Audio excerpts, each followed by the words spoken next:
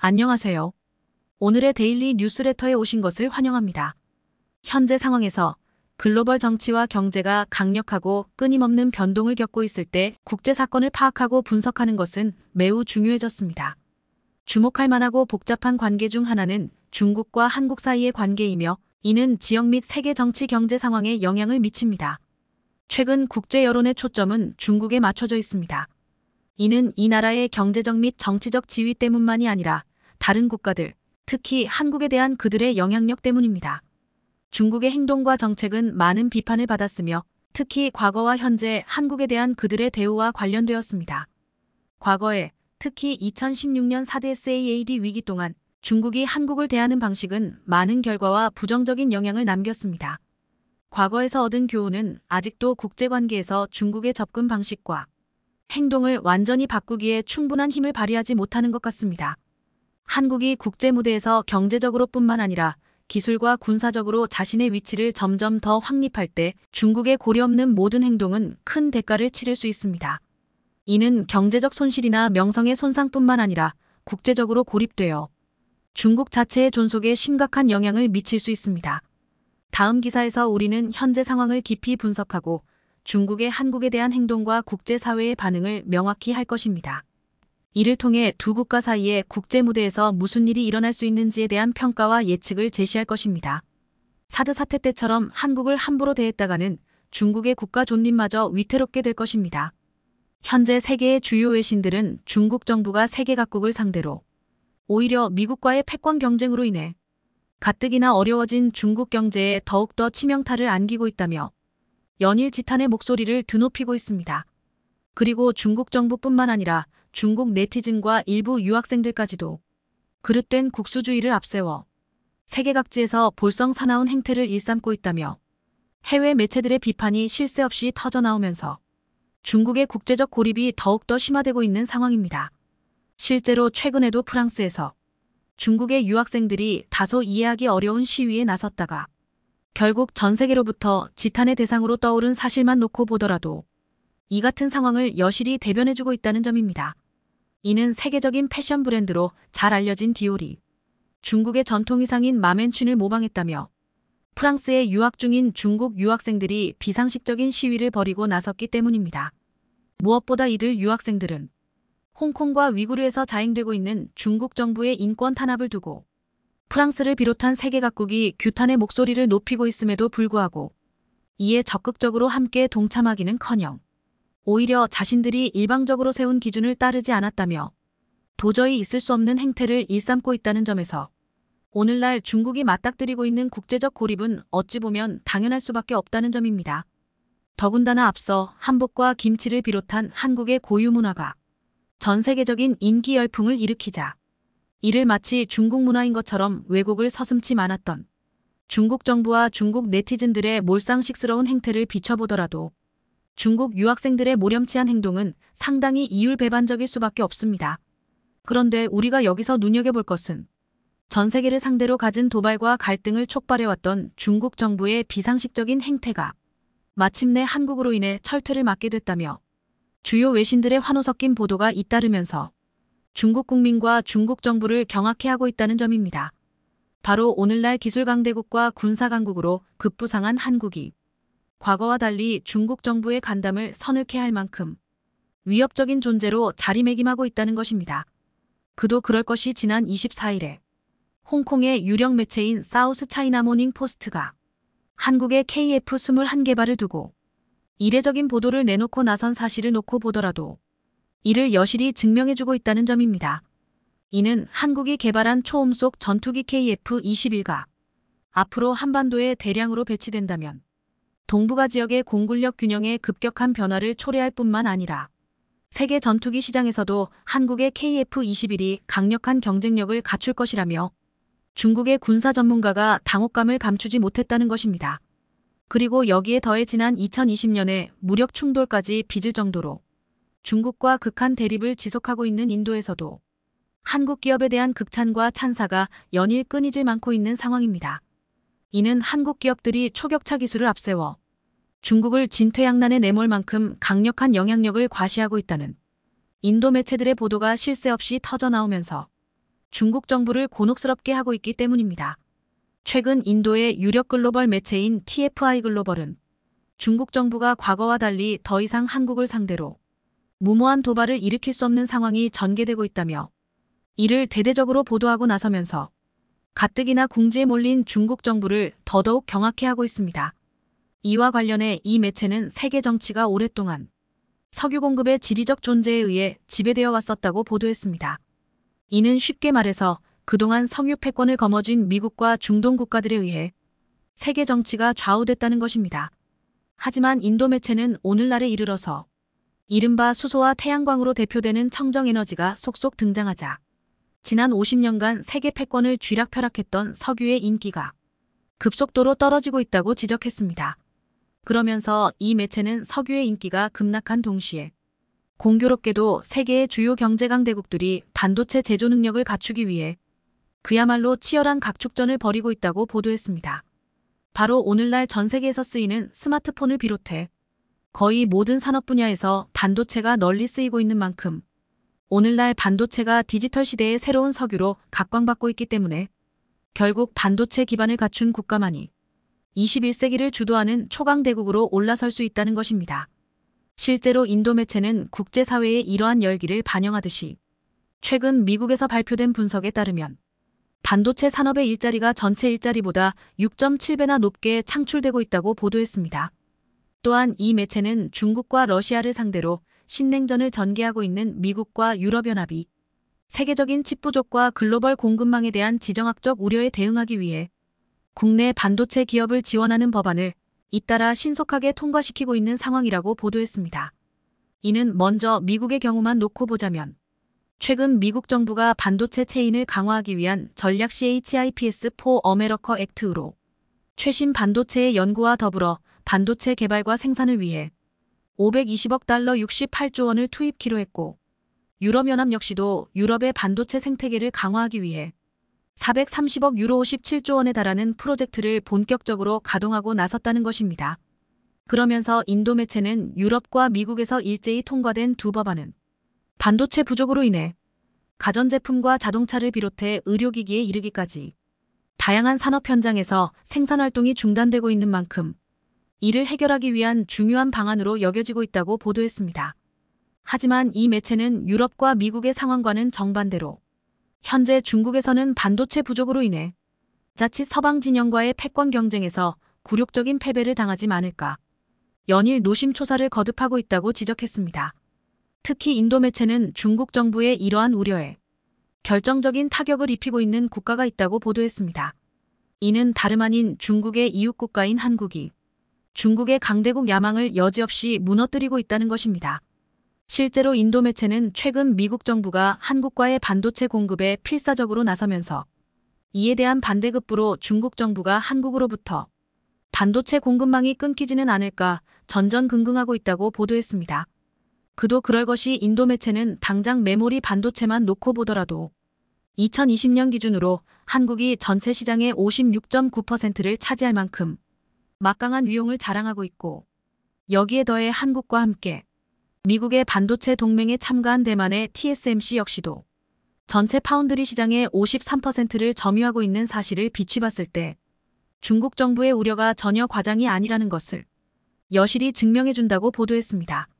더군다나 인도 매체는 한국무역협회가 최근에 발표한 자료에 따르면 2021년에 달성한 한국의 전체 반도체 수출액이 690억 달러 90조 원에 이르고 있는데 이 중에서 절반에 가까운 48%가 중국으로 수출됐던 만큼 중국 정부가 이를 절대 가벼이 여길 수 없는 상황이라고 보도했습니다. 바로 한국산 반도체에 대한 중국의 의존도가 지나치게 높기 때문에 자칫 미국 주도로 펼쳐지고 있는 반도체 동맹에 한국 기업들이 적극적으로 가담할 경우 중국의 주요 생산망이 그야말로 붕괴 직전에 이를 수밖에 없다는 것입니다. 특히 인도 매체는 여기에 더해 삼성전자를 비롯한 한국의 주요 기술 대기업들이 중국 정부의 무리한 방역 대응과 미중 갈등에서 벗어나기 위해 중국 시장에서 속속 철수하는 상황까지 벌어지면서 가뜩이나 반도체 공급망 우려에 놓인 중국 정부를 더더욱 궁지에 내몰고 있다고 보도했습니다. 그러면서 인도 매체는 현재 중국 정부가 미국은 물론이고 인도와 일본을 비롯한 주변 국가들과도 끊임없는 갈등을 지속하고 있는데 반해 유독 한국을 상대로는 저자세로 일관하고 있는데 이는 바로 한국으로부터 반도체 공급망을 잃게 된다면 결국 중국의 국가 존립마저 걱정해야 되는 상황이 벌어지기 때문이라고 보도했습니다. 이는 지난 2016년에 벌어진 사드 사태 당시 때처럼 중국 정부가 한국을 상대로 비상식적인 갈등을 유발했다가는 오히려 현재 벌어지고 있는 미국과의 패권 경쟁에서 결정적인 패배에 내몰릴 수 있다는 것입니다. 때문에 인도 매체는 그동안 막대한 시장 규모를 앞세워 세계 각국과 터무니없는 갈등을 일으킬 만큼 기고만장을 거듭했던 중국 정부가 이제는 오히려 반도체라는 암초를 만나 이러지도 저러지도 못하는 상황을 맞닥뜨리고 있다며 매우 통쾌한 반응을 터뜨렸습니다.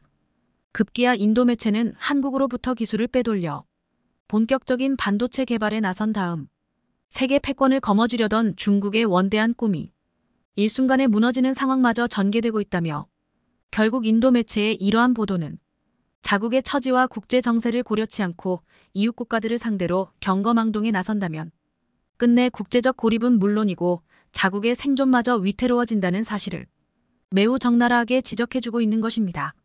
부디 오랜 세월에 걸쳐 각고의 노력 끝에 얻은 우리의 소중한 기술을 함부로 빼앗기지 않도록 부단한 주의를 기울이길 바랍니다.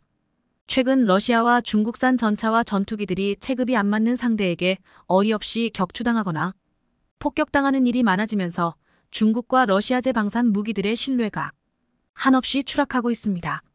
반면 한국은 세계 최강 미국 수준과 가까워지고 있어 대조를 이루고 있는데요. 대체 러시아와 중국산 무기들이 전 세계에서 어떤 굴욕을 당하고 있는지 오늘은 이 소식 자세히 전해드립니다. 최근 우크라이나 동부전장에서 미국이 제공한 에미 브래들리 보병 전투 장갑차가 기관포를 연사해 러시아군의 주력 전차인 T-90M을 파괴한 것으로 알려져 러시아를 충격에 빠뜨렸습니다. 우크라이나 제47 기계화 여단이 공식 소설미디어 채널을 통해 공개한 드론 영상을 보면 동부 도네츠크주 스테포베 마을 인근에서 러시아 T-90M과 우크라이나의 브래들리가 근거리에서 맞닥뜨린 후 교전을 벌이는 모습이 담겨 있습니다. 우크라이나군의 에미 브래들리는 적 전차를 발견하자마자 주무장인 M242 부시마스터 25 기관포 세례를 쏟아붓기 시작했습니다. 러시아의 최강 전차인 T-90M의 주포에 직격을 당하면 미 브래들리 장갑차는 버틸 수 없기 때문인지 T-90 전차와 계속 거리를 두면서도 계속해서 기관포를 명중시켰습니다. 그런데 우크라이나의 브래들리 전차와 러시아의 T-90M이 처음 맞닥뜨렸을 때 선공을 날린 건 러시아의 T-90M이었습니다. 하지만 러시아의 선공은 수십 미터, 아주 가까운 거리에서조차 빗나갔고 주도권을 브래들리 전차가 쥐게 됩니다. 브래들리 전차가 계속해서 기관포로 상대를 명중을 정확히 명중시킨 데 반해 러시아 T-90M은 브래들리가 기관포 78발을 쏠 때 기껏해야 한 발씩 응수하며 우왕좌왕하는 모습을 보이고 있습니다. 우크라이나군은 브래들리 2대가 교대로 T-90M을 상대하며 약 150발의 기관포를 쏟아부었고 미사일을 쏘자 러시아의 T-90M 전차는 큰 폭발을 일으켰습니다. 폭발 후 통제력을 잃은 러시아 T-90M은 도망가기 위해 포탑을 이리저리 움직이며 갈피를 잡지 못하더니 결국 나무를 들이받고 멈춰섰습니다. 정말 굴욕적인 모습이었습니다. 영상 속의 T-90M 전차는 세계 최고라며 자랑하던 카타로그와는 전혀 다른 모습, 불과 10분 동안의 전투에서 무기력하게 패배하는 모습이었고 이 영상이 공개되자 전 세계의 조롱이 쏟아졌습니다. 이처럼 수십 미터 거리의 근접전에서 저렇게 못 맞출 수 있을까 싶은 모습이었습니다. 차라리 안 보였으면 모를까 10분간 브래들리 전차에 일방적으로 얻어맞는 모습이 고스란히 우크라이나 드론에 찍혔던 것입니다. 브래들리 전차의 난사가 끝나고 이후 검은 연기가 나는 T-90M 전차에서 러시아군 승무원 3명은 빠져나와 도주했지만 2명은 전사하고 1명은 포로로 붙잡혔다고 우크라이나군이 밝혔는데요. 여기서 끝이 아닙니다. 우크라이나군은 자폭 드론을 날려 러시아 T-90M 전차를 완전히 파괴하면서 상황을 종결시켰습니다. 미 모습을 보고 푸틴은 격노했을 듯합니다. 푸틴은 T-90M 전차를 보며 세계 최고라고 극찬했기 때문입니다. 러시아 T-90M 전차는 브래들리의 전차의 25기관포를 150발 가까이 버텨낸 것을 보면 확실히 이전 주력 전차인 T-72, T-80보다는 방어력이 우수해 보이긴 했습니다. 러시아는 1990년대 초반 T-90 전차를 전력화했습니다.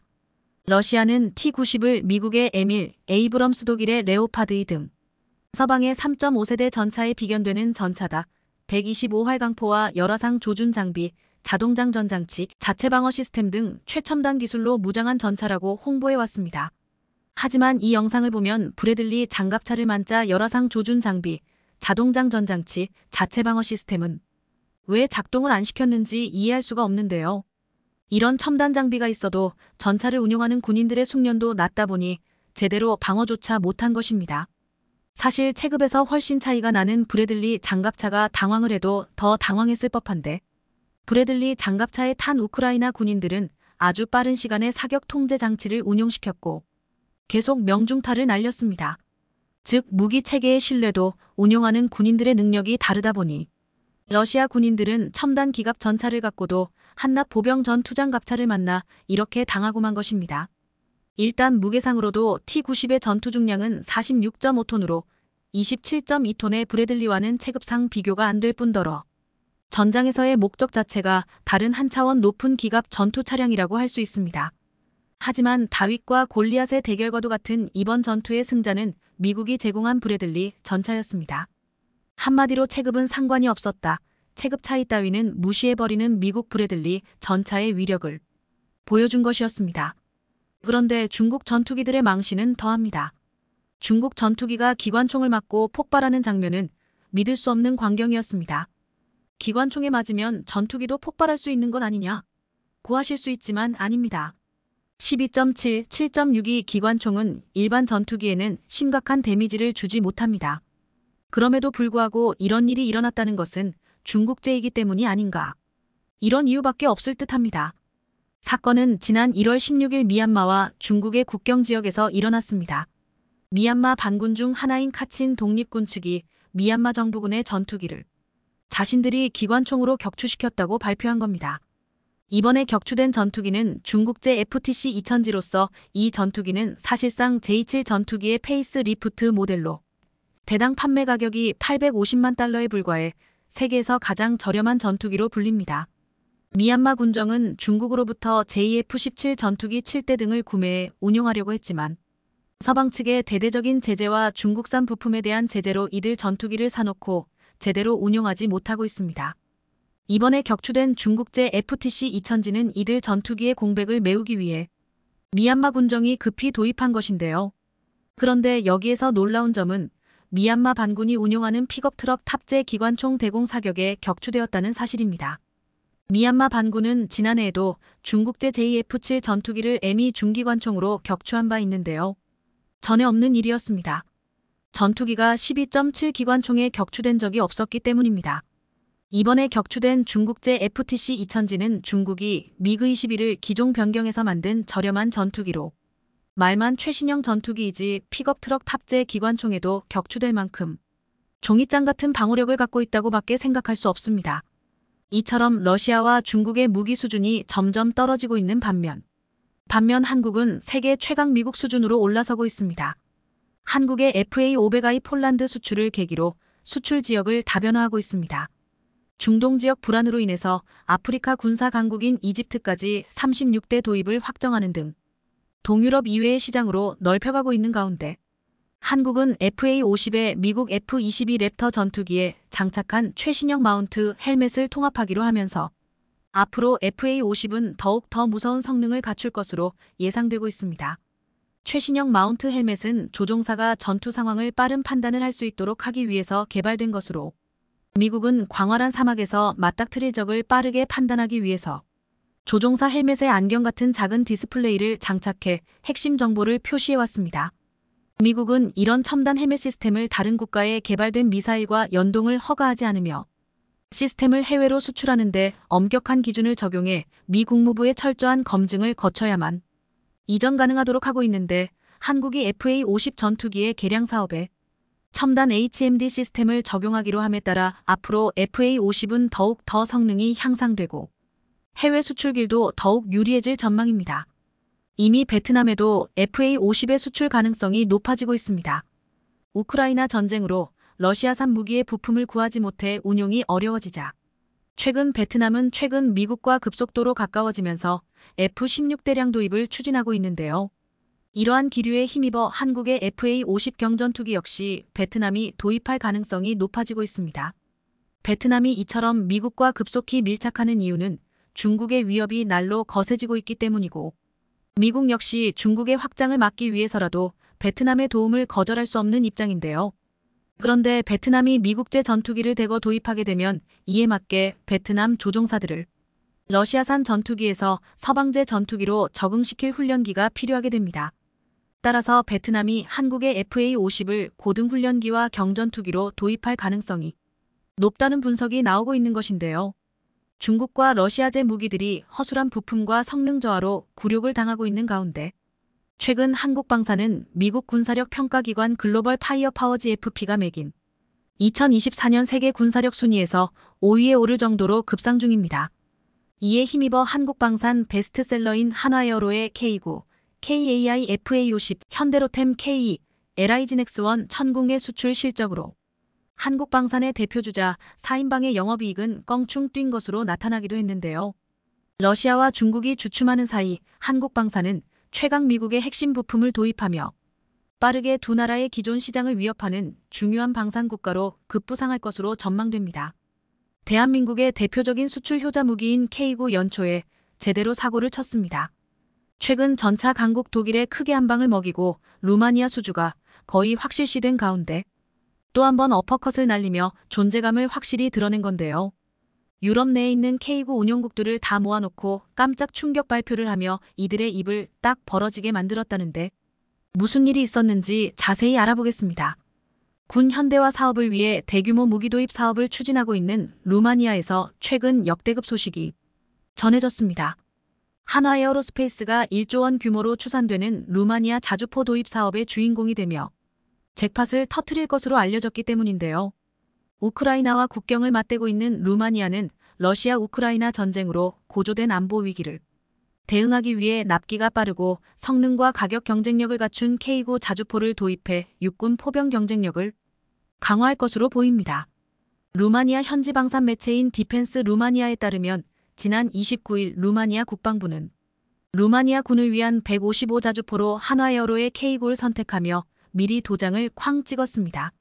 루마니아군 현대화 사업에는 사실 한화에어로의 K9 자주포 말고도 독일 PGH-2000, 튀르키의 피트리나 2등 쟁쟁한 후보들이 있었습니다. 앞서 루마니아 국방부는 이들로부터 입찰 제안을 받았지만 K9를 자신들이 운용할 최적의 자주포로 보고 한화에어로를 최종 낙찰했습니다. 이에 따라 한화에어로는 루마니아 정부와 K9 자주포 53문을 비롯해 포탄 18,000발, 탄약 차량, 기술 지원 차량, 포병 정찰 차량 등 추가 차량에 대한 계약을 조만간 마무리할 예정으로 사실상 도장 찍는 일만 남았습니다. 방산업계에 따르면 현재 루마니아는 자주포 구입 사업에 8억 5천만 유로, 우리 돈으로 약 1조 2,300억 원 예산을 할당한 것으로 알려졌습니다. 그런데 사실 루마니아에서 K9를 최종 낙점할 거라는 관측은 이미 한참 전부터 방산업계에서 흘러나온 이야기였습니다. 그 일환으로 앞서 루마니아는 K9 자주포 도입을 미리 염두에 두고 최근 핀란드에서 열린 K9 사용국 모임 유저클럽에 가입하기도 했었습니다. K9 유저클럽은 K9 자주포를 도입해 운용 중인 국가 간 교류의 장으로 보통 이 모임에서 K9 실전 운영 경험과 노하우를 공유하는데 K9 도입을 염두에 두지 않고서는 루마니아가 클럽에 가입할 마땅한 이유가 없는 겁니다. 실제로 루마니아는 작년부터 차세대 자주포로 K9를 물망에 올렸으며 이와 동시에 한화에어로의 경우 루마니아 자주포 사업 입찰 과정에서 폴 포지션에 서면서 수주가 유력했습니다. 여기에 더해 K9 자체도 성능이 매우 뛰어난 데다 K9이 납품된 9개국 중 5개국이 나토 회원국이라는 점도 루마니아의 선택 가능성을 높였다는 평가입니다. 나토 회원국들이 같은 무기 체계를 사용하면 쉽게 무기를 지원하고 상호 호환시킬 수 있기에 여러모로 K9를 도입하는 게 이점이 크기 때문입니다. 이로써 루마니아는 이번에 K9 회원국이 되면서 K9의 9번째 수출국, 10번째 운용국이 될 전망입니다. 방산업계에 따르면 현재 루마니아 육군이 자주포를 보유하고 있지 않아 한화에어로는 자주포와 탄약, 추가 지원 차량을 루마니아 육군에 패키지로 배치할 것으로 보입니다.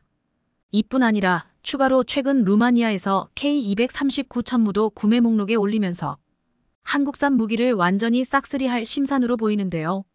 그런데 최근 폴란드 군사매체 디펜스24가 루마니아의 K9 도입 소식을 전하며 과거 세계 최강으로 불리던 독일의 PGH-2000가 어떻게 이렇게 됐는지 의문이라고 하면서 K9의 세계 최강의 자주포임을 인정했다고 합니다.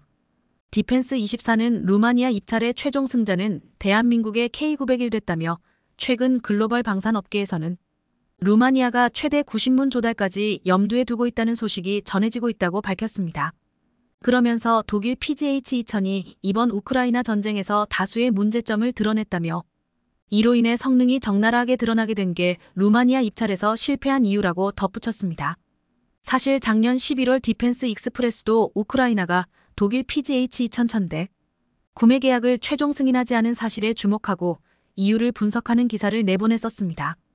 당시 디펜스 익스프레스는 독일 PGH-2000의 문제점을 낮은 신뢰성, 고가의 비용, 느린 배송 등 총 3가지를 꼽으며 적나라하게 비판했는데요. 매체에 따르면 독일의 PGH-2000은 우크라이나 전장에서 고장을 너무 많이 일으킨 탓에 가동률이 50%에 불과했습니다. 심지어 독일 군이 운용하는 PGH-2000의 경우 가동률이 30%에 그친다는 것이었습니다. 이뿐 아니라 디펜스 익스프레스는 독일 군에게 조달되는 PGH-2000조차 대당 270억 원에 육박한다며 수출 가격은 이보다 더 높게 형성되는데 도입국에겐 상당한 부담이 된다고 지적했습니다. 실제로 수출형 K9의 경우 대당 150억 원으로 추산되는 점을 감안하면 터무니없이 높은 가격으로 보입니다. 매체는 독일이 PGH-2000 10대를 우크라이나에 인도하는 데 걸리는 시간이 대략 23년이 소요될 것으로 보인다며 늦은 납기도 독일의 경쟁력을 낮추는 데 한몫하고 있다고 평가했습니다. 실제로 독일의 계산대로라면 PGH-2000들 100대를 납품해야 한다고 하면 대략 2030년이 걸리는데 한국을 두고 이들 마냥 기다려줄 곳은 없어 보입니다. 반면에 한화에어로는 1년 안에 무려 K9 240문을 생산할 수 있을 정도로 엄청난 속도를 보이는데 독일을 선택할 이유가 전혀 없는 겁니다. 이렇듯 전 세계 자주포 시장에서 K910i 독일을 제치고 최강의 자리에 우뚝 선 모습을 오랫동안 볼 수 있을 것으로 예상되는데요. 그런데 최근 K9 엔진 기술을 국산 엔진으로 완전히 개발을 완료하면서 한국이 독일의 한 방을 또 먹였습니다. 과거 한국은 독일의 무기 금수 조치 때문에 K9의 UAE 진출에 좌절을 맛봐야 했는데 그때의 서륙을 드디어 갚아준 겁니다.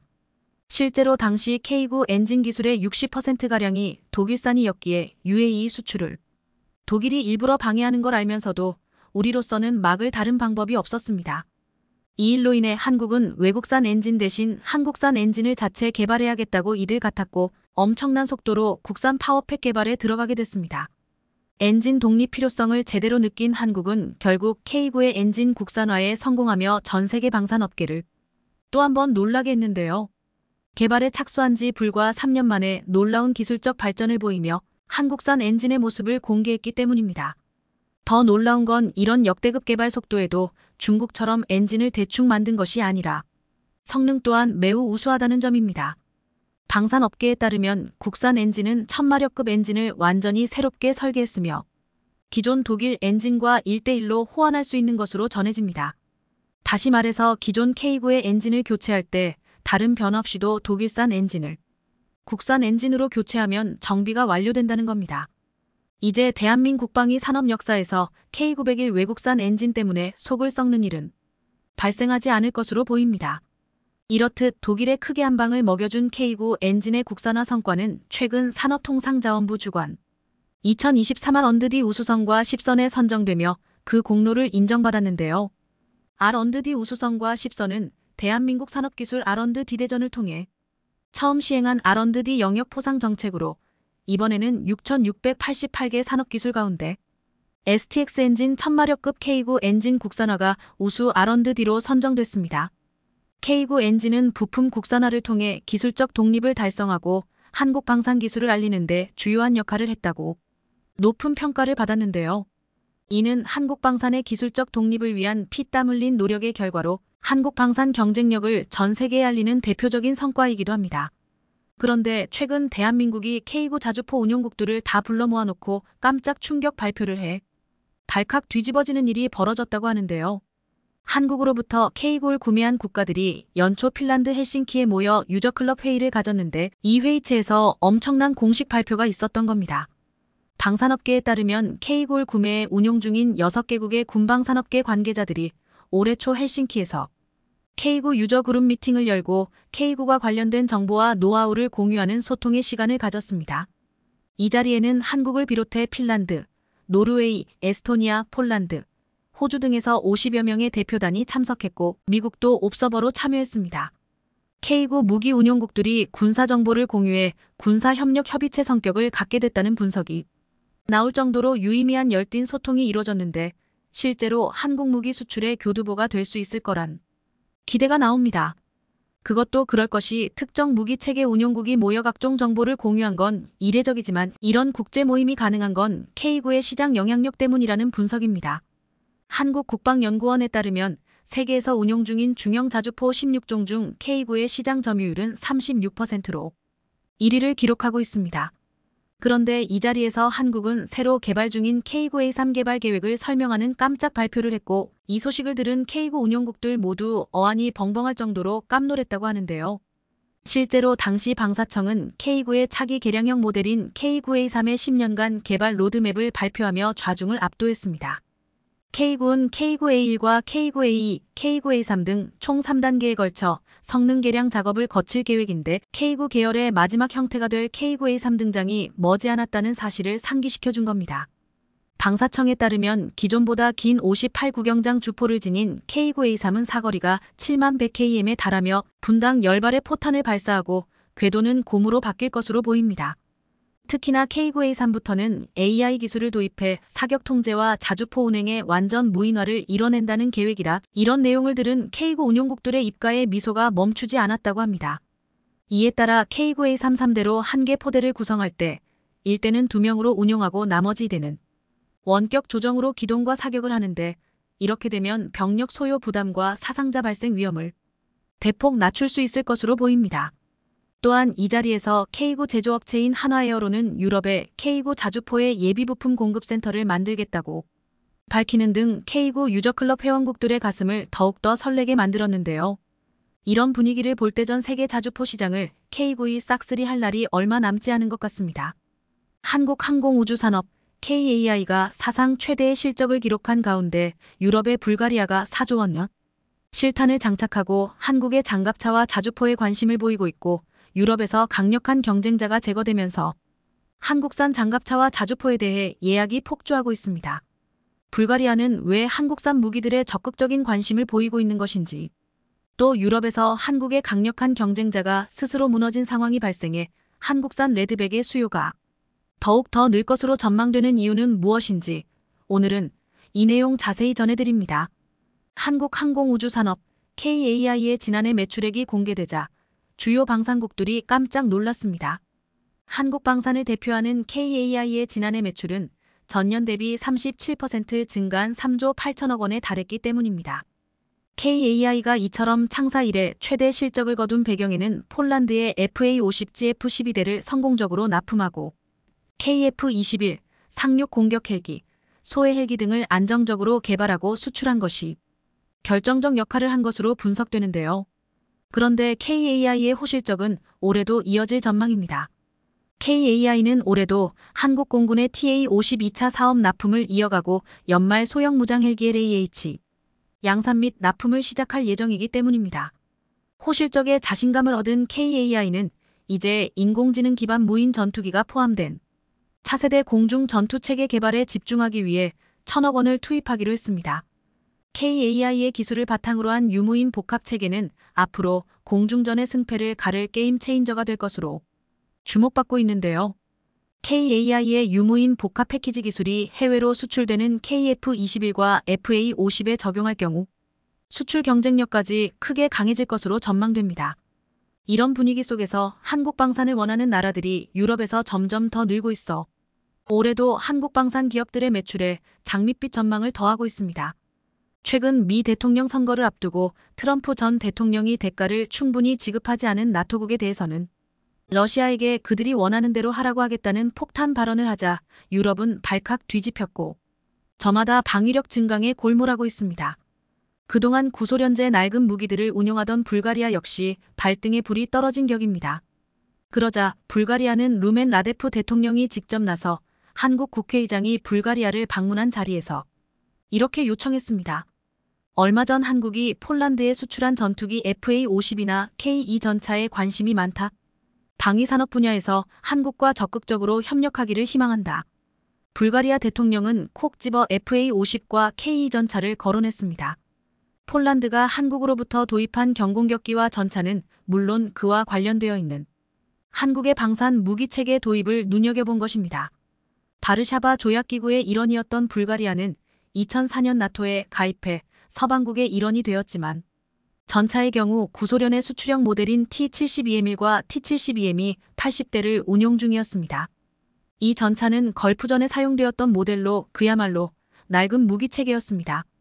하지만 이제 이런 무기로는 자국을 직접 방위할 수 없다는 것을 깨달은 불가리아는 2022년 4조 원 규모의 예산을 책정해놓고 서구권 무기를 적극적으로 구매해 군 현대화를 적극적으로 추진해왔습니다. 특히 불가리아 육군이 구매하고 싶어하는 무기는 기계와 여단용 장갑차입니다.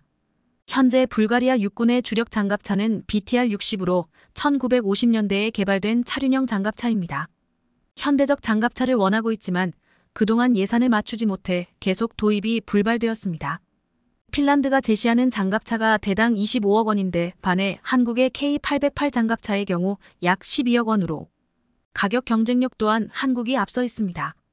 또 한국의 K21 보병 장갑차도 불가리아가 원하는 장갑차의 좋은 대안이 될 수 있습니다. 불가리아가 한국으로부터 K21 보병 장갑차를 구매하고 여기에 한국의 현공 대전차 미사일로 공격력을 강화한다면 불가리아는 가성비 최적의 방어력을 갖추게 될 것입니다. 불가리아 육군 개혁의 핵심은 사실 자주포 도입입니다. 그동안 불가리아는 1970년대부터 배치된 구소련의 ES-1 자주포를 운용해왔습니다. 122mm 곡사포를 장착하고 있으며 분당 45발 내외로 사격할 수 있습니다. 하지만 장전부터 발사까지 하려면 46명의 승무원이 필요하고 얇은 장갑으로 피격 시 생존성이 낮다는 단점이 있었습니다. 그래서 불가리아 육군은 현재 기동력이 우수하고 자동장전 시스템을 갖춘 155 자주포를 강력히 원하고 있습니다. 여기에 기계와 보병용 대공 장비 구매, 대공 방어체계 구축, UAV 체계 구축 등도 함께 추진할 예정이라고 하는데요. 불가리아는 현재 약 200대의 BM-21 다연장 로켓포를 운용하고 있는데 정확도도 낮고 사용 후 재장전 때까지 많은 시간이 걸려 교체를 갈망하고 있습니다. 이미 폴란드가 한국으로부터 천무 다연장 로켓을 도입하면서 구소련제 122mm 로켓도 호환 가능하도록 통합하겠다는 계획을 발표함으로써 불가리아 역시 한국의 다연장 로켓 천무를 구매하면 자신들이 보유 중인 로켓을 호환 가능해 사용할 수 있다는 것을 알게 되었고 그래서 더욱더 한국의 천무 수출 가능성도 높아지고 있습니다. 천무는 미국의 하이마스보다 2배 더 많은 미사일 발사가 가능하며 가격은 하이마스보다 절반이기 때문에 구매 당사자의 입장에서는 매력적인 무기이기 때문입니다. 또한 불가리아 해군은 디젤 추진 잠수함과 미사일 함정 획득을 추진하면서 전투력 증강을 위해 이 분야 역시 한국 방산의 장점이 집약되어 있는 분야라 한국이 무기 수출에 있어 유리한 고지를 점할 수 있을 것으로 예상됩니다. 현재 불가리아는 전쟁 중인 우크라이나에 구식 소련제 무기 보내며 무기 공백을 나토와 상호 교류 가능한 신형 무기들로 채우려 하고 있습니다. 특히 우크라이나에 장갑차를 보낼 예정인데요. 그래서 불가리아는 한국이 만드는 장갑차에도 지대한 관심을 갖고 있는 것으로 알려졌습니다. 한국은 작년 말 호주에 레드백 장갑차 3조 원 수출이라는 쾌거를 이뤄 전 세계를 놀라게 했기 때문입니다. 작년 말 한화에어로스페이스의 궤도형 보병 전투 장갑차인 레드백은 독일 라인메탈의 링스를 꺾고 호주 차기 장갑차로 최종 선정됐습니다. 레드백은 지난 7월 호주 육군의 역대 최대 규모 획득 사업인 랜드 403단계 사업이 우선 협상 대상자에 올랐지만 독일 라인메탈의 링스가 막판 대추격전을 하며 따라와 한때 역전 위기에 몰렸지만 결국 호주 육군의 장갑차 사업을 따내고야 말았습니다. 그러자 한국으로부터 천궁이를 사들인 사우디아라비아 역시 한국산 장갑차도 눈여겨보고 있습니다. 현재 사우디는 2030년까지 군수품의 50%를 현지 생산하겠다는 목표로 방위산업을 적극 육성하고 있는데요. 이를 위해 한국의 하나와 손을 잡았습니다. 사우디는 MOU를 맺은 한화는 앞으로 사우디 국가방위부와 협력해 영토와 국경보호, 치안관리, 왕실보호, 이슬람 성지 보호를 위한 다양한 분야에서 사우디의 군사력 강화를 위한 다양한 계획에 참여할 계획입니다.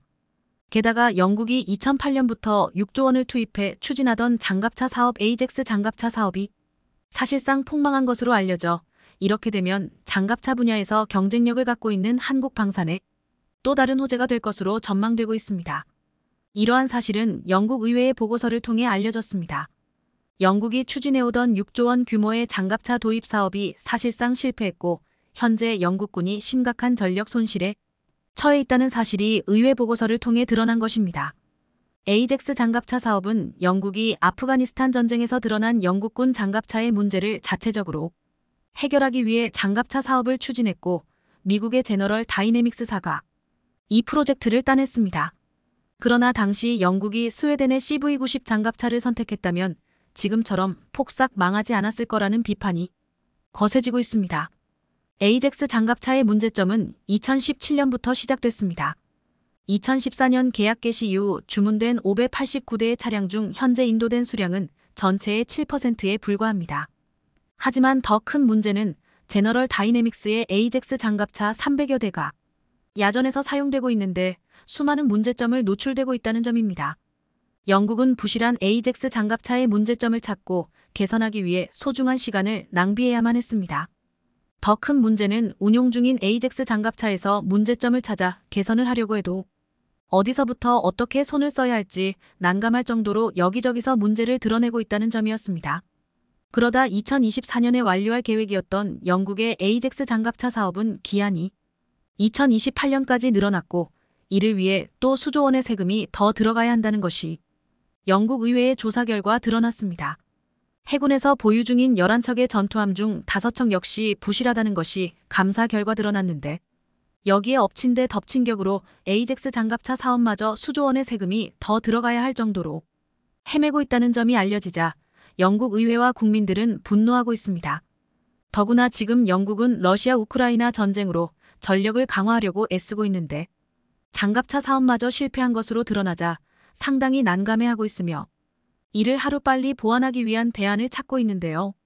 여기에 한국이 생산하는 차대와 레드백 장갑차의 차대가 대안으로 떠오르고 있는 것입니다.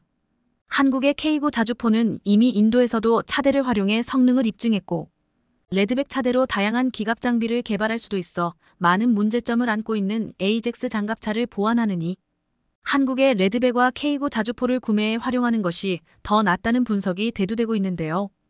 에이젝스라는 경쟁자가 스스로 몰락해 유럽에서 경쟁자가 제거되었고 불가리아가 4조 원의 실탄 장착한 채 한국의 무기들에 관심을 표명하고 있어 한국산 장갑차 및 자주포는 더욱 더 많은 나라의 러브콜을 받을 것으로 전망됩니다.